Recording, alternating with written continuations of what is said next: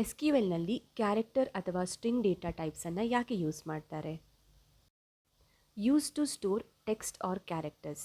Text ಅಥವಾ ಕ್ಯಾರೆಕ್ಟರ್ಸ್ಗಳನ್ನು store ಮಾಡೋದಕ್ಕೆ ಎಸ್ ಕ್ಯೂ ಎಲ್ನಲ್ಲಿ ಕ್ಯಾರೆಕ್ಟರ್ ಅಥವಾ ಸ್ಟ್ರಿಂಗ್ ಡೇಟಾ ಟೈಪನ್ನು ಯೂಸ್ ಮಾಡ್ತಾರೆ. ಕ್ಯಾರ್ ಆಫ್ ಎನ್ ಅನ್ನೋ ಕೀವರ್ಡ್ನ ಯೂಸ್ ಮಾಡಿ ಫಿಕ್ಸ್ಡ್ ಲೆಂತ್ ಇರುವಂತಹ ಸ್ಟ್ರಿಂಗ್ಗಳನ್ನು ಸ್ಟೋರ್ ಮಾಡ್ತಾರೆ.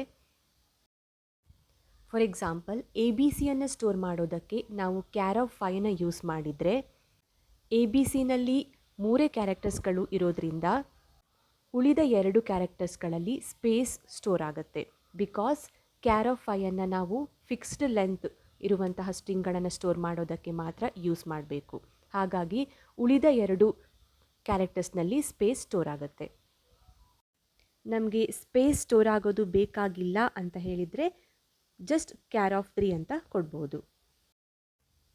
ವೇರ್ ಕ್ಯಾರ್ ಆಫ್ ಎನ್ ಅನ್ನೋ ಕೀವರ್ಡ್ನ ಯೂಸ್ ಮಾಡಿ ವೇರಿಯೇಬಲ್ ಲೆಂತ್ ಸ್ಟ್ರಿಂಗ್ಗಳನ್ನು ಸ್ಟೋರ್ ಮಾಡ್ತಾರೆ. ಫಾರ್ ಎಕ್ಸಾಂಪಲ್, ಹೆಲೋ ಅನ್ನುವಂತಹ ಸ್ಟ್ರಿಂಗ್ನ ಸ್ಟೋರ್ ಮಾಡೋದಕ್ಕೆ ವೇರ್ ಕ್ಯಾರ್ ಆಫ್ ಎನ್ನಲ್ಲಿ ಎನ್ ನಂಬರ್ ಆಫ್ ಕ್ಯಾರೆಕ್ಟರ್ಸನ್ನು 10 ಅಂತ ಮೆನ್ಷನ್ ಮಾಡಿದರೆ ಹೆಲೋ ಅನ್ನುವಂತಹ ಸ್ಟ್ರಿಂಗಲ್ಲಿ ಕೇವಲ 5 ಕ್ಯಾರೆಕ್ಟರ್ಸ್ಗಳಿದ್ರೂ ಕೂಡ ಉಳಿದ 5 ಕ್ಯಾರೆಕ್ಟರ್ಸ್ಗಳಲ್ಲಿ ಯಾವುದೇ ರೀತಿಯ ಎಂಟಿ ಸ್ಪೇಸಸ್ ಸ್ಟೋರ್ ಆಗೋದಿಲ್ಲ.